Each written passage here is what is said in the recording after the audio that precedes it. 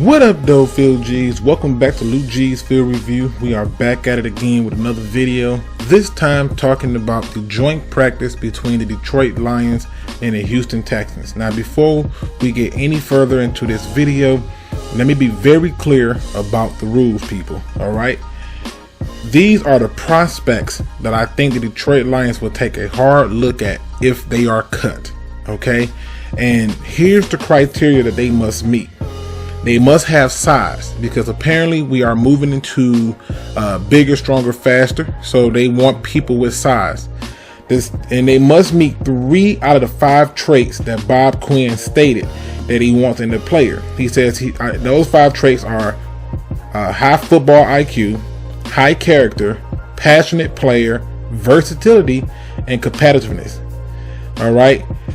They must also meet a minimal standard of being able to play within a 3-4 or 4-3 defense.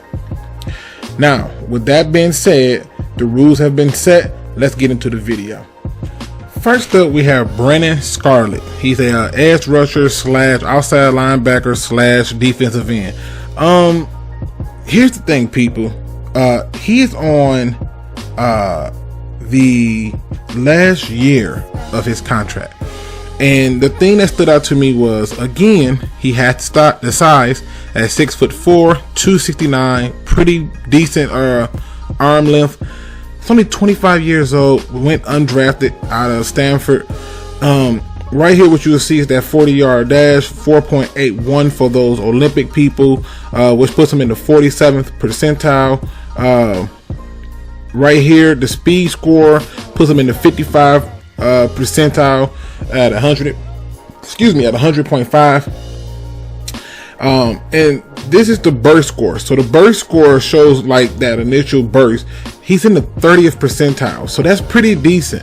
But nonetheless, what makes the guy special is he runs that 3-4 defense. He has versatility. He has a football IQ, and I don't know of any character issues at this moment that I've read about. But in looking at him, you can see here clearly that in his 3 seasons, he's given him a little bit of something. I mean, only played 7 games his first year, 11 the second, and in 2018, 12. Now, the tackles are very low, 18 total tackles, 12 solos, 6 assists, 1 forced fumble, 1 fumble recovery, and 1 interception. There's not a lot to look at here and be excited about. But what you're going to realize is the New England Patriots are notorious for taking people who look like failures in other places and making them look good. And if you don't believe me, look no further than Kyle Van Noy. So again,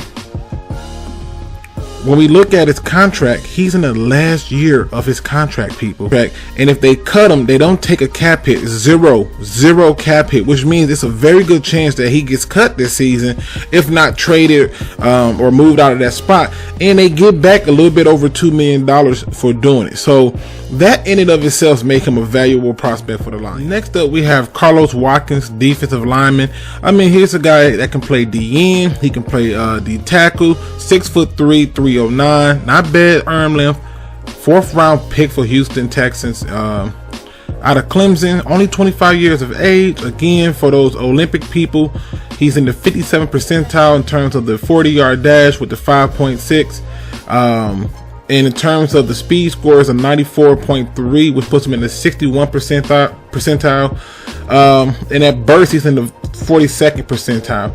But here's the thing that makes him so special.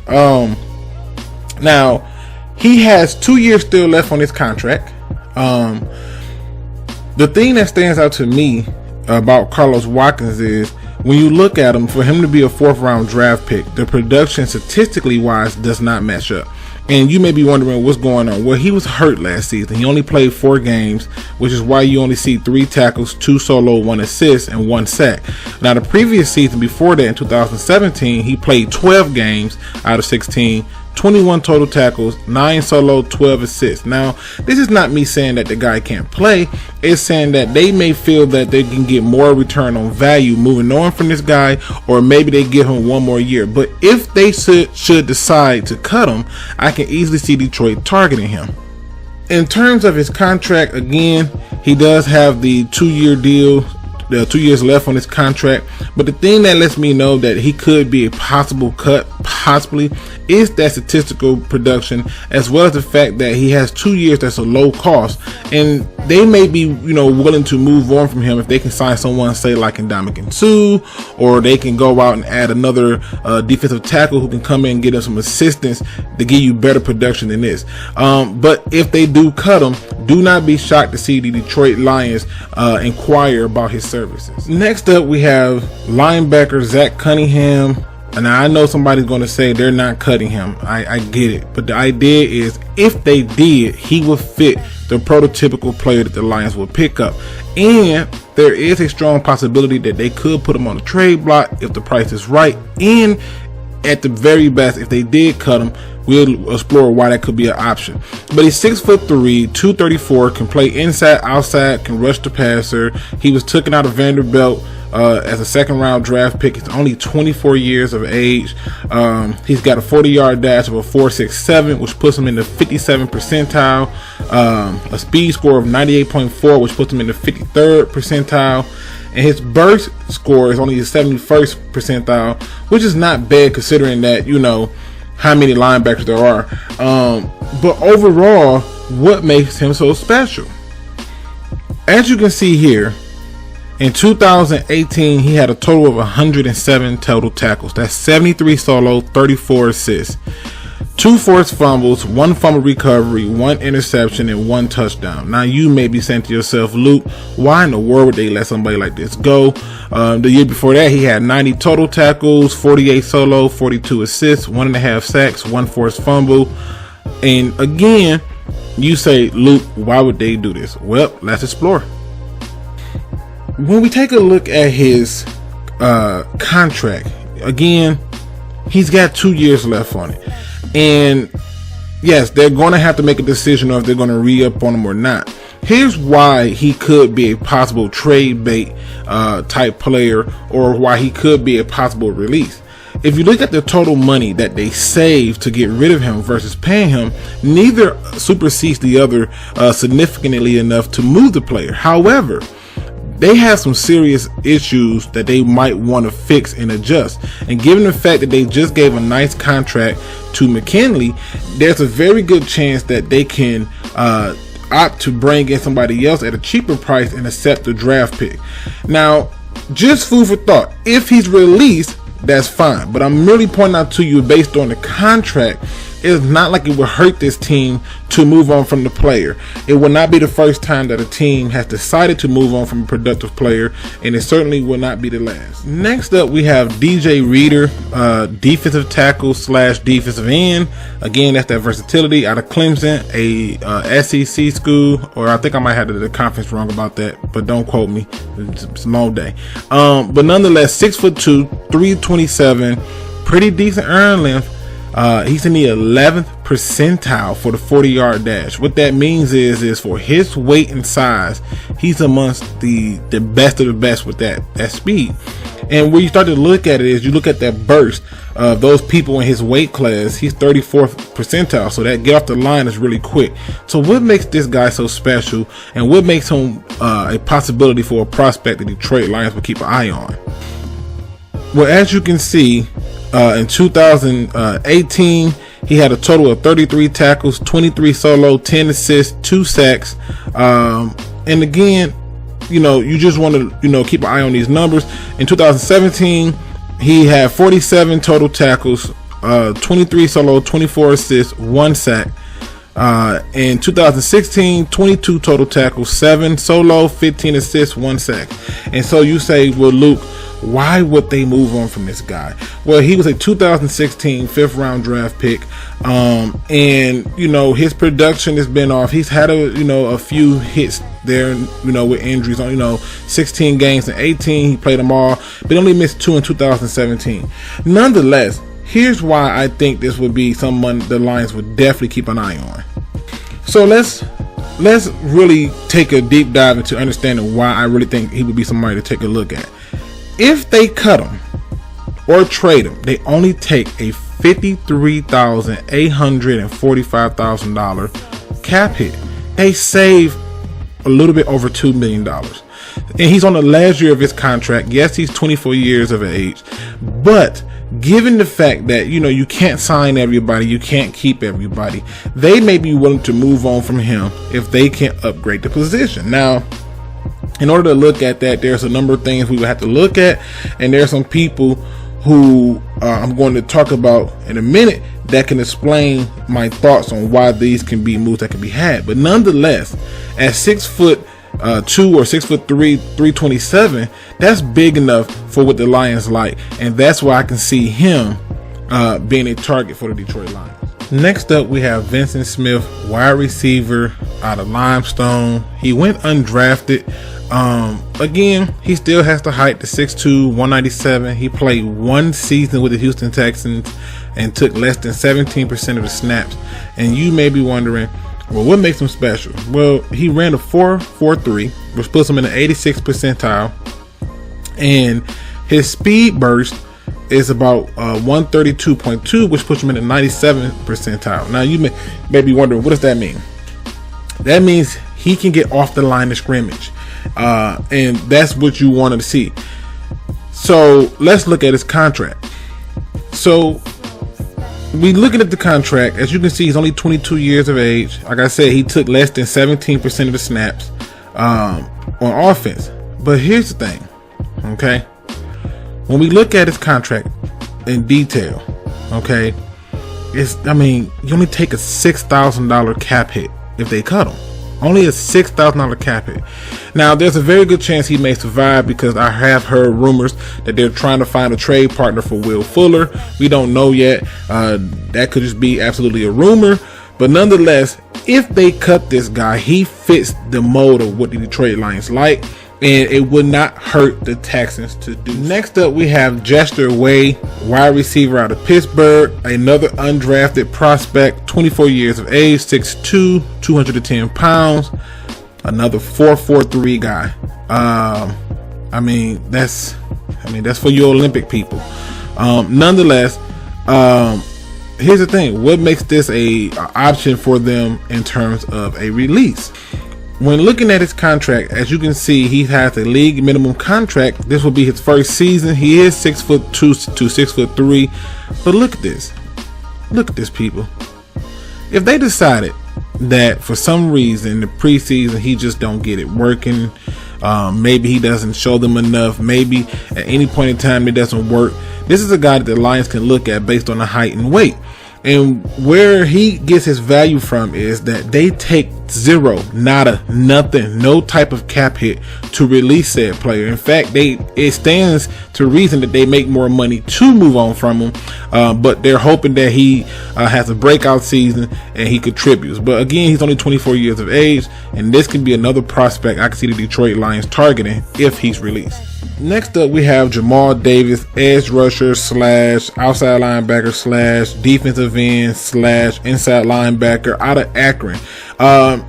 These next few picks I'm going to show you are going to be the group of people that they brought in as undrafted free agents. Jamal Davis, from what I've seen so far, has the fastest get off on the snap of all the prospects I've seen. But he lacks pass rush moves. He lacks so many other things. Nonetheless, why would the Detroit Lions like a guy like this? Because I just told you he can play all these different positions. He's 6'3", he's 243. If you look right here, he did 225 19 times, which is not bad. Given the fact that he got 34 and 1/4 arm length, but he ran a 4.6 and a 40, people. Okay. And that is very impressive. So let's look a little bit more into what makes him so special and why he went undrafted. As you can see here, he started out at Pittsburgh, as a freshman, played linebacker, only played 3 games, got 1 solo tackle. Then he transferred over to Akron in 2017, goes to defensive end, played 14 games, have 39 solo tackles, 30 assists, 69 total, 15.5 tackles for a loss, 2 sacks, 1 forced fumble. And then in 2018 at Akron, he played 12 games, 47 solo, 33 assists, 80 total tackles, 16 tackles for a loss, 5.5 sacks, 1 interception, and a forced fumble. And I think the reason he went undrafted is because he is extremely raw. But this is somebody that they gave like league minimum to, and if for some reason they decided to move on from him, I guarantee you the Detroit Lions will look at him. And you may ask, well, Luke, how do you know that? Because he was one of the people who they visit with during the draft process. So they visit with this kid, and I know that they had some time with him. And Bob Quinn has said many times before that he keeps a little mental Rolodex and files on players that they meet with, things that they like, didn't like, how they can fit, don't fit, and different things. So that makes him a prospect within itself. Next up, we have Gridiron, running back out of Michigan. I know many of you are already familiar with him. 5'9", 206 pounds, 22 years of age. Here's where I think he kind of didn't get drafted. He ran a 4.49, not bad, 81 percentile. Okay. Had a 119.3, 54 percentile in the speed burst, but notice here the agility score is extremely low, and the reason that is because he's a straight line runner. And so what makes him special as a possible prospect the Lions could look at? As you can see here, in his career, he's had 471 total attempts for 2,616 yards. That's a 5.6 yard average for 27 touchdowns. He's had 16 receptions for 177 yards, 11.1 average. I mean, overall, the numbers don't look too bad for him. Where I think it kind of gets spotty is he had 224 carries at the University of Michigan, and I bet you some people are looking at that and going, that's a lot of carries for him to get up to these type of numbers, only to have 1,178 yards. But he did have 10 touchdowns here, 11 the season before, so he's shown some productivity. But outside of that, he's not much of a threat. You know, he's not going to kill you in the passing game like that. He's not going to shut you down as a blocker. He's essentially a faster Zach Zenner, in my opinion. But why do I think the Lions would target a person like this? Well, he was one of the like 4 or 5 running backs that they even spoke to and met with during the combine process, and that to me makes him a perfect target. Next up, we have Jesse Anibonam. I know I botched that name. Top tier, don't come for me. All right, bro. All right, don't do it. But here's a guy that plays DN, outside linebacker, inside linebacker. Was undrafted out of Maryland, 6'4", 258. Ran the 4.74, which puts him in the 64 percentile. His burst score is not that bad. I mean, 61 percentile. It's a shame that his agility score is higher than Kareem Higdon, but again, nonetheless, let's take a little bit of a deeper dive into why he went undrafted and why he can still be a target. Okay, so for his career, you can see right here that, you know, he's played 5 years of football. But here's the thing, he finishes with 63 solo tackles for a career, 60 assists for a career, 123 total for a career, 26.5 tackles for a loss for a career, 15 sacks for a career, which is funny that his numbers are better than that of, say, a Rashawn Gary, but that's for another day. Now, here's the thing. Last year, he only played in 10 games, had 18 solo, 21 assists. That's a 39 total tackle, 5 tackles for a loss, and 2 sacks. So where did it all go wrong? Well, as you can see right here, he played in 1 game. And then right here, he only played in 8 games. And, you know, injuries has been a bit of an issue with him. But nonetheless, he has a little bit of that athletic ability that they like, that versatility that they like, that competitiveness, that passion. And so that right there makes him a target. Not to mention, if I'm not showing you contracts, it's because they are on league minimum. So he's a perfect target for the Detroit Lions. Next up, we have Johnny Dwight, defensive end / defensive tackle / outside edge rusher. Let me just be honest with you. As you can see, his numbers are not looking that great. The 40-yard dash is in the 14th percentile. I mean, at a 5'3". For a D tackle, that's not bad. But I mean, it could be better. Agility and bench press are low, and these are reasons why he went undrafted. Now, you may be saying to yourself, Luke, if these numbers look this bad, why in the world would the Lions even take a look at him? It's because he played at Alabama. That's why he played at Alabama, and they love that school. They love the SEC, and I think this is one of those picks that stand out. So let's take a little bit of a deeper dive into what really happened with him in college. Now, as you can see right here, there is nothing special about this. I mean, you figure 9 total tackles solo for his career, 7 total assists for his career, 16 total tackles for his career, 5 for a loss in his career, 1.5 sacks. So again, Luke, why would the Lions look at a guy like this? He played at Alabama, and if you look at Alabama's defensive line, he was buried in it. It was very difficult for a guy like this to come out with that defensive line. If anybody's ever been to college and played in the college football ranks, and they go to some of these bigger schools, they know that they generally have enough people that can supersede them for 3 or 4, 5, 6 different seasons.